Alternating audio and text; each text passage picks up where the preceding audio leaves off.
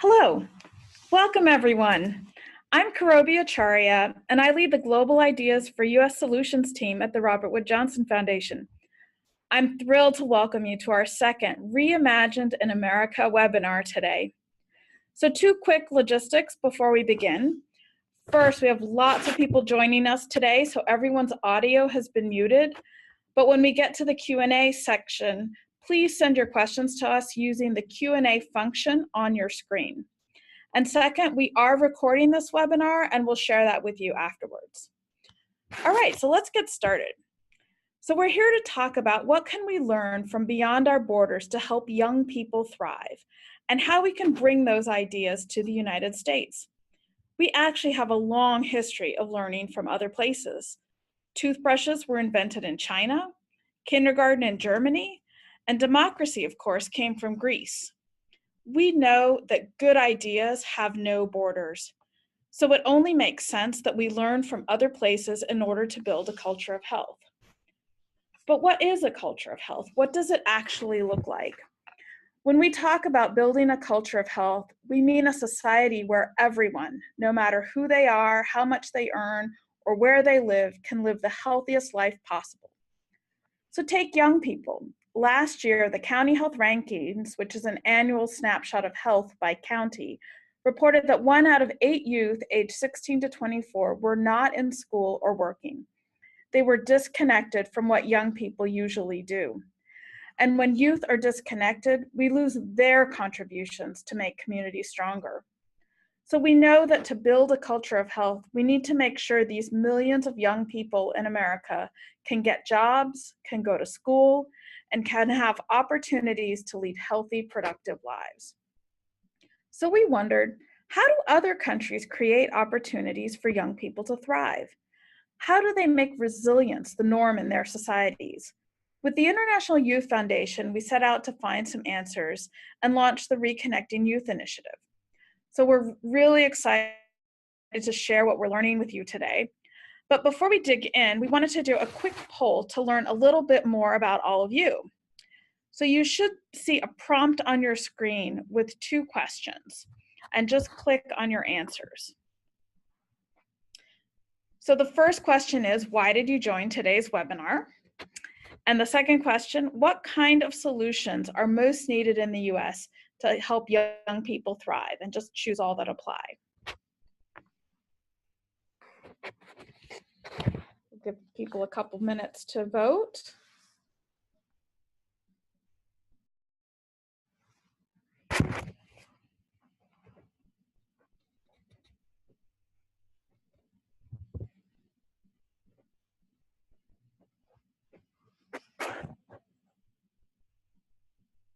Just making sure everyone has a minute to put in their vote.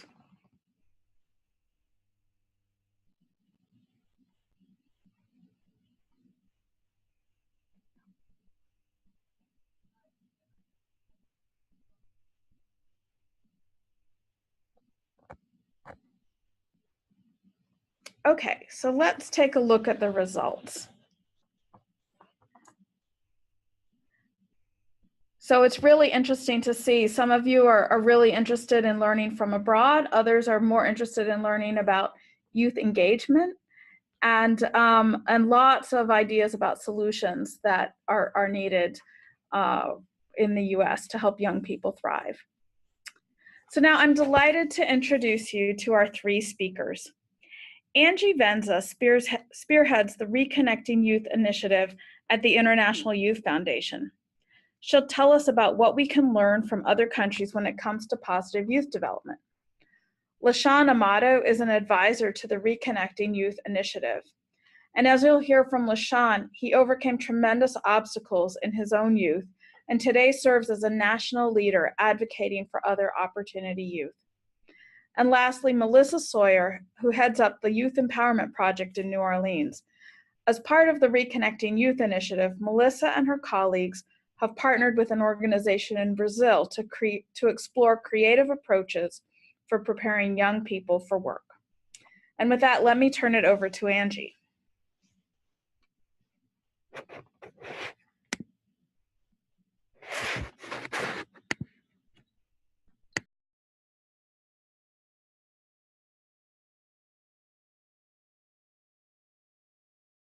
to education, employment, or training, and who lack viable pathways to opportunity is a global one. As Karobi noted, the number of opportunities in the US, globally that number is about 600 million.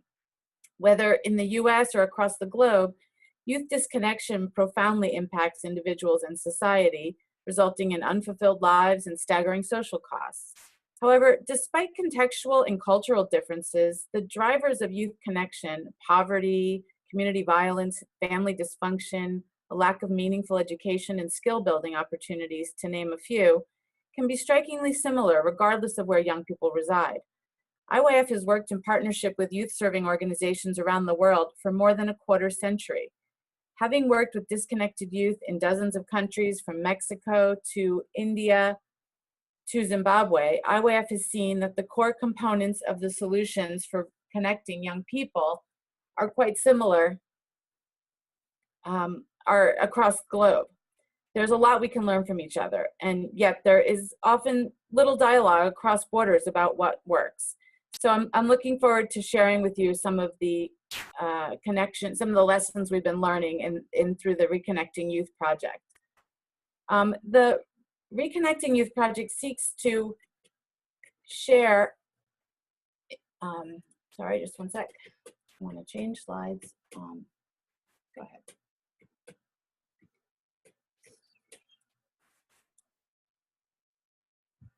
Back a couple, sorry about that, little technical difficulty. So the Reconnecting Youth Project seeks to share innovative approaches for increasing youth connection and resilience from the global youth development field with practitioners, policymakers, and funders in the United States. We hope to use this global learning exchange to energize support for holistic solutions that provide the millions of youth in America that are not in school or work with opportunities to lead healthy, productive lives. And as a result, we have prioritized 4 themes that have emerged from approaches that we have seen in the global experience that take a holistic approach and that we feel are really interesting to share in the US context. One is youth as assets, and seeing youth as assets as a force for change, and that they can be and should be involved in design and delivery of programs is something that we found in global experiences. Another theme is the importance of social emotional health and integrating it into job readiness and educational programs. A third is that strategies for using creative engagement and recruitment, such as sports, arts, and play, can really be a key to retention in programs and keeping young people interested and engaged. And finally, the importance of employer engagement, which I'm sure we all recognize, is really critical to ensuring that youth skills are aligned to the market and that employers can support young people once they're on the job. So we're going to be documenting a lot of these approaches and through tools and videos and case studies, and we'll be sharing them on a website that you'll be able to access along with the webinar once it's posted.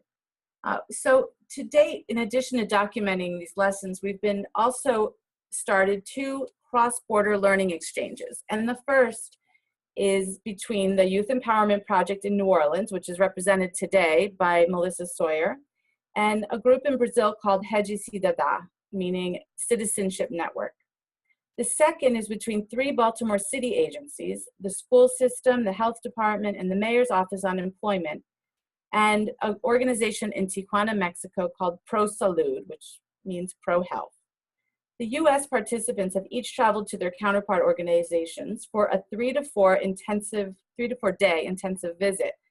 And some of the lessons learned from these organizational visits have been really interesting, and I'm just going to share a few. One is that there are powerful examples of how youth voice and youth leadership can change practices and policies. That peer-to-peer methodologies where young people really help design and deliver programs can be extremely effective. That a whole person approach that integrates social emotional learning, movement, and mindfulness into education and employability programs really makes those interventions stronger. And finally, true partnerships between employers and youth-serving organizations can be very powerful when their incentives and objectives can be aligned. And through the exchange, we were also able to confirm some interesting insights into the value of the cross-border exchange. For one, disadvantaged youth face similar issues no matter where they grow up. And this was really validated on the trips, and it creates a more level playing field, let's say, for this cross-border learning to take place, because the recognition is there that the context and the conditions are very similar. Also, experience firsthand the methodologies and hearing from the young people in a program is really critical to sort of buy into some new approaches and kind of be opening to learning. And finally, cultural context matters, but perhaps not as much as you think. It is important to think about adaptation as well and not replication, so that core successful approaches can be transported perhaps to other cultural contexts successfully. So those are just a few of my initial insights, and I look forward to exploring more with you about our learnings and experiences as the discussion continues today. Thanks so much. Thanks, Angie. We'll turn it over to LaShawn now. Good afternoon, everyone. Excuse me. So as mentioned, I'm with Opportunity Youth United, which is a national and grassroots movement of opportunity youth and their adult allies. It is supported by 17 national sponsors, including Youthful USA, Public Allies, Year Up, the Aspen Institute, and several others who are all serving opportunity youth on the ground. Our goal is to train and mobilize opportunity youth to be civically engaged and implement their vision for change to build power in their community, all in the name of reconnecting 1 million young people a year. Now, quickly on my story, I was called to this work because I consider myself a former opportunity youth and have experienced firsthand what it feels like to be disconnected from growing up in poverty in a single parent home to being pushed out of school and eventually falling victim to the criminal justice system. I was stuck in a vicious cycle and found myself at a time when society gave up on me and no one wanted to give me a second chance. It was second chance programs like Youth Build that helped me get back on track and on the path to success, which started off with a GED and eventually led to a master's degree and a dream job working with opportunity youth across the country. Now, in my movement building, I have come across a lot of partners, but one that I'm really happy about connecting with is the International Youth Foundation. My passion for expanding the opportunity youth movement globally started with my studies in criminal justice. In my studies, I found out that America was falling behind. We were #1 in locking up men, women, and children, but #12 in education completion rates. It was at that moment that I realized that the U.S. had a lot to learn from the world. I then traveled to my home country in Cabo Verde, which is on the west coast of Africa, and got to witness the conditions of young people there, and I was shocked. Those two experiences sort of sealed the deal for me. So when I was invited to join the International Youth Foundation's advisory committee, I was absolutely gracious to take the invitation. On the committee, I was able to connect with leaders across the globe who are all leading youth movements. We came together for a few days to advise IYF on their Opportunity Youth global strategy. My colleague Shanice and I also got a chance to do a pair exchange with two young leaders. One, Luke, who was leading a movement with foster youth in the UK, and Danielle, who's leading a movement with young people in Juarez, Mexico. We were able to share best practices, which I was immediately able to implement in my work. But further, Danielle and Lucas were able to witness Shanice and I lead our recruitment session with 20 opportunity youth at the Youth Opportunities Program in Baltimore, which also has some city officials in the room. Now, in that meeting, we started with the question, if you could change one thing in your community, what would it be? Then the young people laid out their solutions, and then we invited them to join OIU.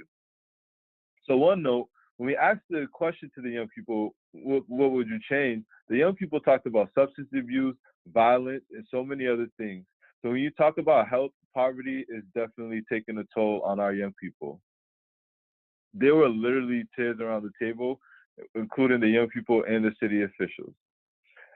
That experience was truly a transformative experience, and OIU looks forward to bringing our movement overseas. And IYF, is helping us get there, and we are one step closer. And that concludes my portion, and I just want to thank everyone for their time today.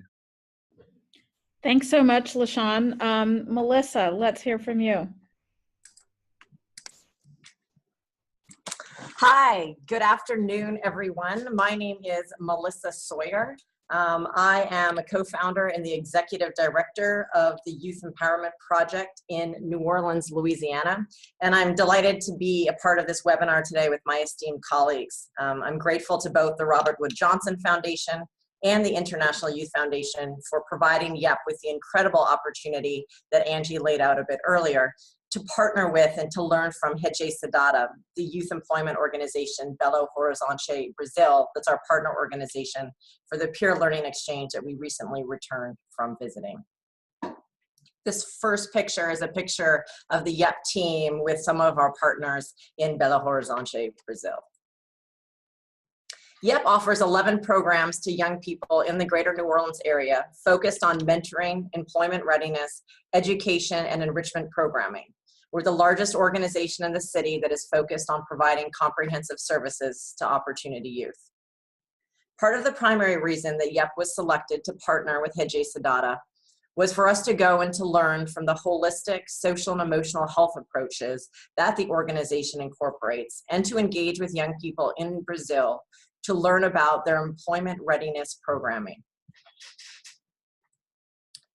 YEP runs a work and learn center in New Orleans where we provide young people the opportunity to gain both soft skills and hard skills through 3 youth-run businesses. They include a fully operational bike store, a thrift store, and graphic design studio. One of the things we were hoping to learn through our visit in Brazil was how we could engage young people more holistically in terms of including more physical activity, dance, and biocentric movement into some of our curriculum and instruction for our young people.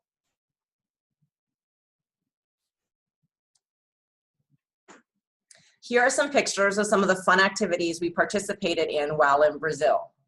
YEP was delighted that we had 4 members of our senior team go on the visit. We spent a week learning, touring, and actually participating in activities alongside of the young people and the staff at Rede. The peer-to-peer learning exchange allowed us to be fully engaged in the activities and the curriculum designed by our partners in Brazil.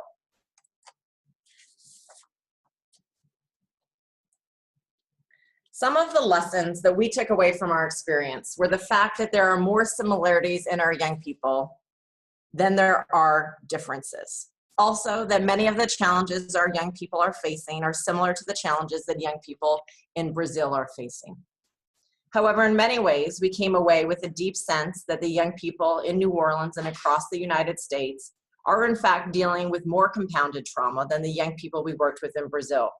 The amount of violence, the amount of poverty, and the exposure to these events, including Hurricane Katrina and the criminal justice system, as well as violence that perpetuates itself in New Orleans and other urban communities, is something that really was driven home to us. Another takeaway was that so many times in the United States, we're focused on outcomes and deliverables, but we forget that we need to take the time to fully incorporate the whole person, and that it is important that we build out components of social and emotional health in terms of our work with young people. And finally, our team talked a lot about the difference in terms of how progressive so many of the policies, especially around juvenile justice and employment policies, are in Brazil compared to those that we have in the United States. And that in Brazil, there was definitely a priority of highlighting young people as assets in their communities as opposed to deficits, which we find too often detracts from our young people's ability to actualize their potential.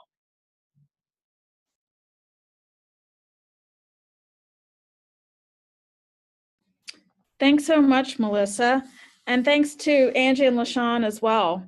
I really enjoyed hearing about your experiences and the ideas that you're learning from abroad and bringing back home. So now let's turn to some questions. Just as a reminder, if you would like to ask a question, please hit the Q&A button on your screen and just type out your question, and we'll try to get to as many of those as we can. So while we wait for the questions to come in, I have one myself. Angie, LaShawn, and Melissa, what has been the most surprising or revealing to you about learning from abroad? Angie, would you like to start? Sure, thank you, Karobi. I think there's a number of things that I think we could point to that would have been really interesting in this exchange and what we're learning.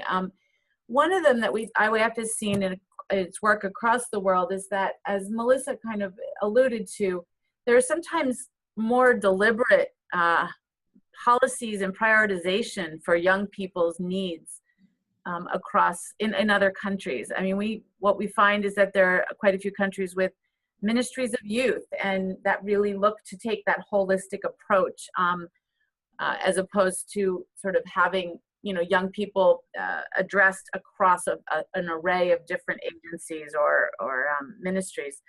And I think the other is the more openness, I would say, to wraparound services instead of looking at programs in a more holistic way and a stronger attention to social emotional health. It's not universal, of course, but I think that's some of the things that I would say stand out for me in looking at what we can learn from abroad. Great. LaShawn, did you have anything to add to that? Oh, no, mine's is very sort of broad. I think just coming from a nonprofit and a low-income perspective, where I think in both situations, you're sort of forced to produce with very little resources. And I think that's what's been most revealing to me, learning from Danielle and Lucas, is just how creative they have been with very limited resources and building their movement. That was sort of a highlight for me. Great. Melissa, anything you want to add?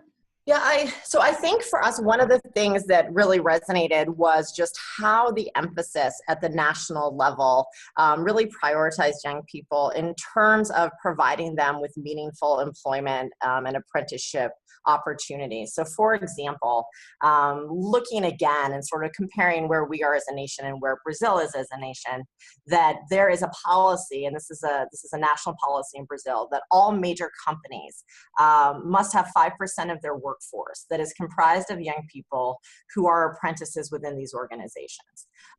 This policy has been critical to ensuring that young people actually have employment opportunities, which so often is a challenge in the United States, but also there is funding attached to the organizations who are actually providing young people with the skills to make sure that they are ready to be apprentices. And so I think when we look at the partner organization we are doing our work with, Rede Cidadã, almost 97% of their funding actually comes through this model that is truly invested in lifting up and creating opportunities for young people to be meaningfully engaged in the workforce. So I think, again, the takeaway for us is policy really does inform practice, and it helps to create good practices and effective interventions on the ground. And I think that's something that we need to continue to push forward at the local and the national level. Right. Yeah. Well, so we've gotten some great questions in from the audience. So one of the questions, and I believe, Angie, this was you who mentioned this. So one of the questions is, the phrase adaptation, not replication, resonated with me. I would love to have you elaborate. Sure. Sure, thank you. I assume you wanted me to take that one, right, Karobi? Yeah, if you could. Great. Sure. So I think what I meant was that, when we see programs in a particular cultural context, it's kind of easy to say, oh, well, that works there because that country has a different culture, or that wouldn't really work in my country or whatever. But I think what we've seen is that when you can kind of look at the core components and the approaches in a way that you can think about adapting them to your culture, instead of not necessarily looking at taking an approach from abroad and saying, I have to sort of import the whole thing. You can find more interesting options. And I think one of the examples I would say is when we were we recently took a group to Mexico from Baltimore City, and there's certainly, the organization in Mexico was a nonprofit organization that in many ways had more sort of flexibility, let's say, to navigate partnerships and to sort of define how they approach things. And the folks, understandably, from Baltimore City, they were thinking, well, we're in these government agencies and we can't really be as flexible. But then when you sort of push a little more, you can find different aspects of the model that could be handled in a more collaborative way, such as having the health department, bring a health trainer to an employability training program at, the mayor's office employment center, and sort of just kind of, taking things out of a very contained box and thinking about how the components can be adapted to a different context, I think is really important as we look at this work, so that we don't close ourselves off to things that could really be helpful and relevant to bring to the table. That's great. Thanks, Angie. So here's another question, and maybe this is for you, Melissa. Can you share one anecdote that illustrates the differences and similarities in US and Brazil in working with youth? So I just want to sort of frame this with just being fully candid, that my only experience working with young people in Brazil was the wonderful 4 days we spent. So I'm not sure that I can actually make a generalization, to that degree. However, I do want to kind of piggyback on what Angie was just talking about, really kind of, and I'm going to pivot from there to what you just asked me about the sort of adaptation versus replication. I think a lot of the biocentric movement and the dance and the activities that we were a part of and engaging with were actually embedded within the instructional components and the curriculum of an employment training program. And so I think for us, we found that fascinating. We loved the energy that the young people and the staff brought, the level of engagement, the level of support and nurturance that young people clearly felt, and just connectivity.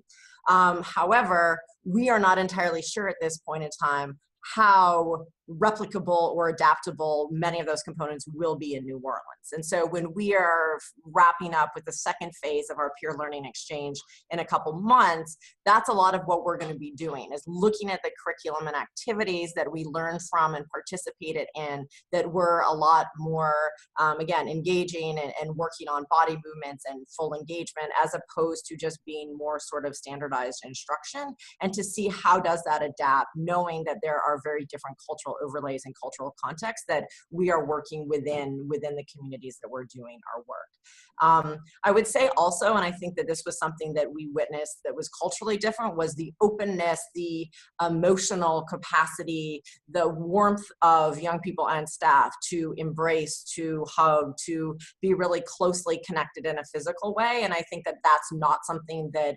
oftentimes we are comfortable with as a country. Also just the expressiveness of young people being very open and also emotional with the challenges that they are facing. That seems like a significantly different sort of cultural context than that within which we're working. Right. Interesting. So here's a question that I would love for maybe each of you to weigh in on. So the question is, I'd like to learn more about the peer learning exchange process. Does it involve just one visit or multiple visits? Do youth from each country visit the other, or does it only go in one direction? And are there concrete steps for taking new strategies back home and implementing them? LaShawn, I'm wondering if you might want to start, and then Angie and Melissa, please weigh in, because you all have experience with this peer learning exchange process. Absolutely, I could jump in. So while we were at the meeting, we did go to some of the local sites and sort of learn about their work. And I think for Danielle, it was his first time in the United States. I'm not sure. So, you know, his first time in the U.S. and sort of being exposed to this program. That was one aspect of it. I was not able to travel to another program similar to what Youth Empowerment Project has been able to do. But our peer exchange was a meeting, sort of like a meeting outside of the larger meeting. And we just focused intensely on like learning about each other's work, you know, laying out our specific challenges and sort of bouncing ideas around that way. And then, like I said, it morphed into more real-time sort of learning when Danielle and Lucas got to sit around the table with me and Shanice as we led that recruitment process for OIU. So they, you know, got to learn from how we recruit opportunity youth in America and how it's all about, you know, meeting them where they are and having a conversation with them first, and those types of things. Great. Angie or Melissa, would you like to talk about the peer learning exchange? Your thoughts? Sure. This is Angie. So the way that we've been organizing the two sort of, I would say, larger cross-border exchanges that I mentioned between New Orleans and Brazil and Baltimore and Mexico was it's a multi-part process, and it really it becomes quite an intensive effort to do it well, in the sense that we start by really working with talking to each of the organizations and identifying, you know, what kind of things would they like to learn and what kind of things would they like to share, and we help the share information ahead of an actual trip with the U.S. organization, information about the international group that can help them narrow down a little bit or identify a part of from among what that organization does, what kind of things might be most relevant for them to learn or to see. And then, you know, there's several sort of conference calls ahead of time, et cetera, that sort of lead up to a first trip where we've taken the folks from the U.S. to the country, to Brazil or Mexico. And there, it has been a very intensive interactive experience, and as Melissa had explained and described, and throughout that process, you know, a real bond is formed between the two organizations and their staff, as well as with some of the youth. And then when we come back in preparation for a return trip, and there is a second trip where the folks from the global organization come to the U.S., we really reassess and think about what was learned on that during that first trip.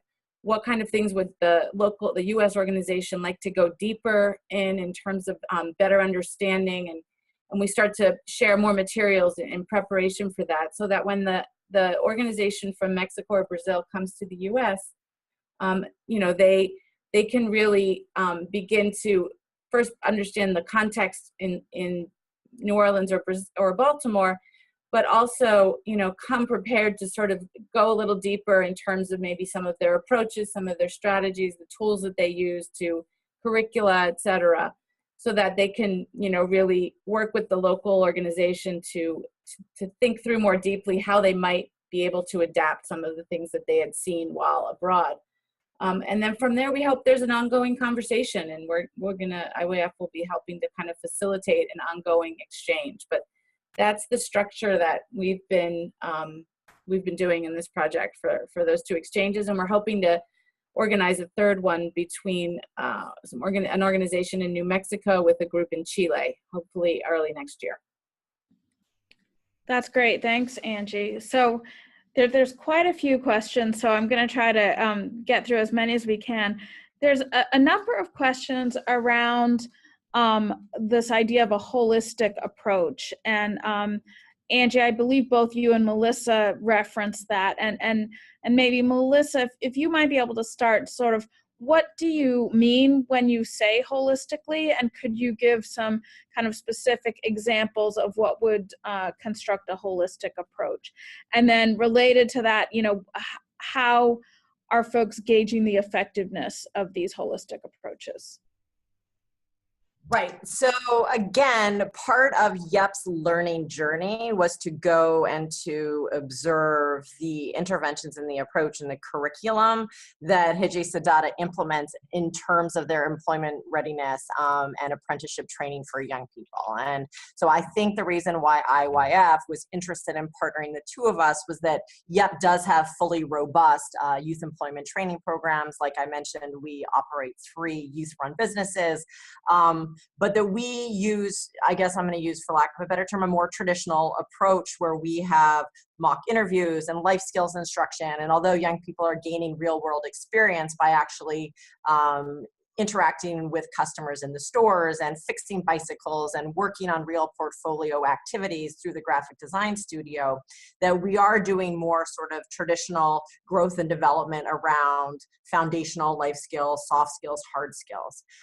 What we observed during our time in Belo Horizonte, however, was that those skills actually didn't even come into play and were not being taught throughout the first few days of the training. There was a lot more focus on how are young people doing, let them have some fun. They were coming, they were dancing. There was some leadership and a lot of peer interaction that we were observing, but there wasn't the initial focus on actually training skills and sort of teaching to the outcomes that I think, again, is the more sort of traditional approach that YEP and other organizations in the United States implement.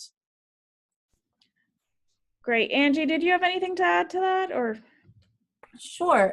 I think in addition, I would add that in some of the approaches that we have also seen that would sort of point to a holistic approach and other elements that might be incorporated in that are for example, the group in Mexico that the other exchange incorporated, which was this group called, as I said, Pro Salud or Pro Health. And what the interesting part of this was really looking at issues of healthy behaviors, of sexual reproductive health education, and sort of making good, responsible decisions, and how that was incorporated into an employability program.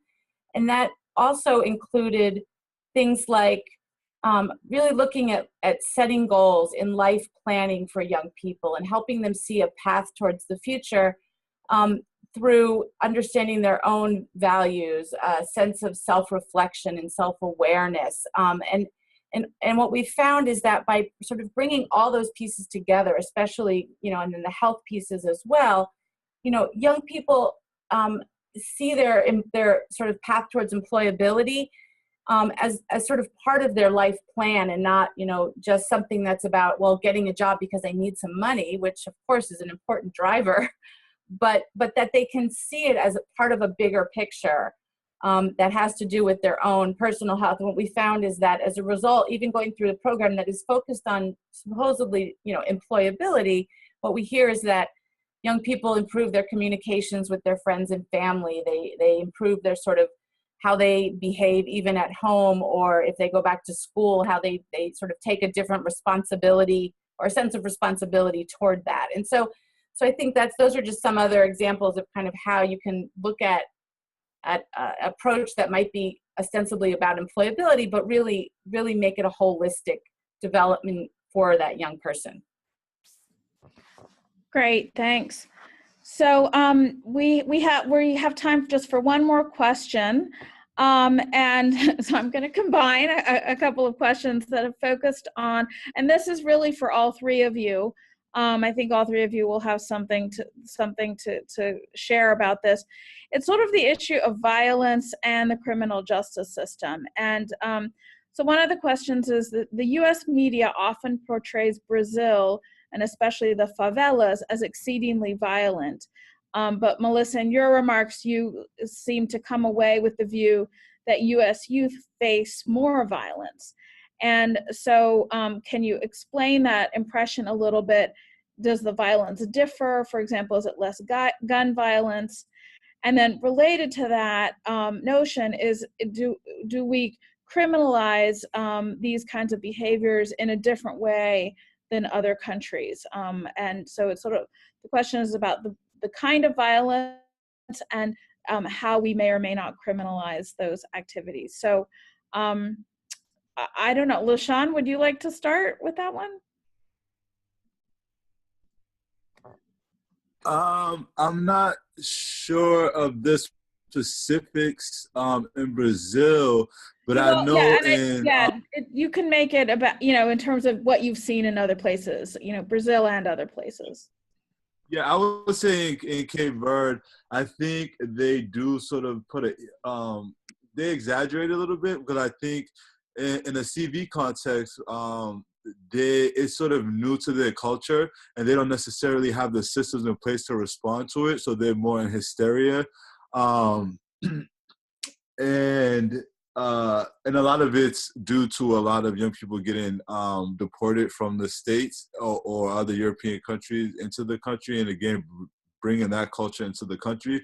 So I think my guess is that for Brazil, if for some reason Melissa believes that it's in the U.S., it may be that Brazil's sort of put in an equal emphasis in making it seem larger than it really is, only because they don't necessarily have the systems in place to really deal with it. So they see it as a huge problem, opposed to in the U.S., where like we have the issues, but like people, I don't know, it's kind of tricky, and I hope that kind of made sense. Yeah. No, thank you. Melissa, do you want to reflect on your insights from Brazil? Yeah, so first of all, again, I just want to reiterate the fact that I am in no way, shape, or form an expert on criminal justice or violence in Brazil. That, my orientation and my work has been in Canada, but primarily in the United States. And so again, I don't feel comfortable making generalizations based on our very limited experience with young people and an organization in Belo Horizonte, Brazil. I would also say that Belo is a large city. I believe it's the third largest city in Brazil. However, it is not necessarily drawing from young people in the program that we worked with who are living in the favelas. So I think, again, that as I can't necessarily tell you that this is the cohort or the sort of demographic that is necessarily comparable to young people living in some of the more violent communities in our country, that some of the themes that came up and why this sort of came out in my remarks earlier were that a lot of the young people we were talking to when they were expressing their challenges and their concerns for their future and what made them sort of feel sometimes like they were lacking hope were issues around broken families and alcoholism and potentially having a single mother who was working 2 or 3 jobs to keep food on the table. And when we ask those sorts of questions and have those group conversations with our young people, some of those elements are a part of it. But a lot of the trauma that we are hearing is from having a loved one, primarily a brother, a father, an uncle, or a number of them who are incarcerated, by having lost a brother, a cousin, a father, an uncle, a niece to gun violence who's actually been murdered. And so I think when we, and again, this is from our New Orleans context and the young people we're working with, the trauma has been compounded through natural disasters and through not having access to services and housing and opportunities that they need. But there's also this overlay of an over-criminalization of young people and behaviors, and also of a perpetuated cycle of violence that our young people are living and residing within. In terms of the policies and the more progressive policies, just to touch on that briefly, we visited with a juvenile detention facility while we were in Belo Horizonte. And one of the things that resonated with us was that, and this was speaking to young people who are living in the favelas and who were incarcerated, that the maximum sentence young people would get there if they were adjudicated delinquent as a juvenile. And it also was our understanding that young people were not being transferred to being tried as adults, was that the maximum sentence a young person could get for a murder adjudication was 3 years in jail. If you look at the number of juvenile transfers and how young people in America are being penalized and the sort of extremity of sentences here that still puts the onus on incarceration as opposed to rehabilitation, it definitely seemed like a different orientation where Brazil was not criminalizing behaviors or having in the sort of sentences the the lengthy sentences that we see too often are impacting our communities and our young people in the United States. Wow, yeah, that's really interesting, really interesting. Angie, we're running short on time, but I would love maybe just a few thoughts about the global perspective on this that you're seeing. Sure, and again, I'm not sure. I'm certainly no expert on this subject, and I can't really speak on a global level of how young people and youth violence is addressed. I'll just share one short example from Mexico, which is that in Ciudad Juarez several years ago, it was going through an incredibly strong bout of violence, as probably many of you may remember. It was sort of the murder capital of the world, and I just think one of the interesting stories that what you can find on our website is about a real youth movement in Ciudad Juarez, which was basically, young people really came together to advocate for taking their city back from the violence. And I think one of the interesting things about that was that they were able to not only join together, but to get the attention and have their voices heard with the city municipal leaders. And they basically ended up forming I think it was called a city youth council or city youth committee that basically gave them an ongoing voice in addressing youth issues in Ciudad Juarez. And a lot of that was in the context of how to reduce youth violence, both violence perpetuated by young people, but also where they were the victims. So I think it was an interesting example of just how a city was open to really giving young people a voice in addressing some of the issues of youth violence. And they were actually allocated resources to deliver programming to young people, especially in the most disadvantaged and violent neighborhoods. So I'll just share that one example. I can't really globalize, any thoughts about it, but I thought that example could be helpful to share. Great. Thank you so much. So that was a great discussion, and thanks so much to the audience for all of those great questions. So, we're consumed by the problems that confront us daily, the problems that we're struggling with in our communities and our countries, and we forget to pause, we forget to take a step back. And yet when we do take the time to step back and to look up, we see new possibilities for our work, and we see everyday things with a new perspective. Our understanding of the Earth was transformed when we saw the blue marble from space. And that's what we found in our own work, that when we look at how another country is helping youth thrive, it gives us new perspectives and insight into our own efforts. So now I'm really excited to tell you about an upcoming funding opportunity. We're looking for the best ideas from around the world that can help us build social connectedness in the United States. So if you know of a good approach or program used in Kenya, Thailand, or anywhere else, one that might work in the US, then please apply. We'll be issuing a call for proposals on October 30th. So mark your calendars and sign up to receive our funding alerts. And please help us spread the word. So just a reminder, we'll be sending out an email with the recording later today, and we hope you'll share it far and wide. And we hope you'll join us for our next Reimagined in America webinar. As soon as we're done, a very short survey will pop up on your screen, and we hope you'll take a moment just to let us know what you thought of today's session. So with that, I'd like to say thanks again to Angie, to LaShawn and Melissa, and to everyone who joined us today. Please fill out the survey and have a great rest of your day.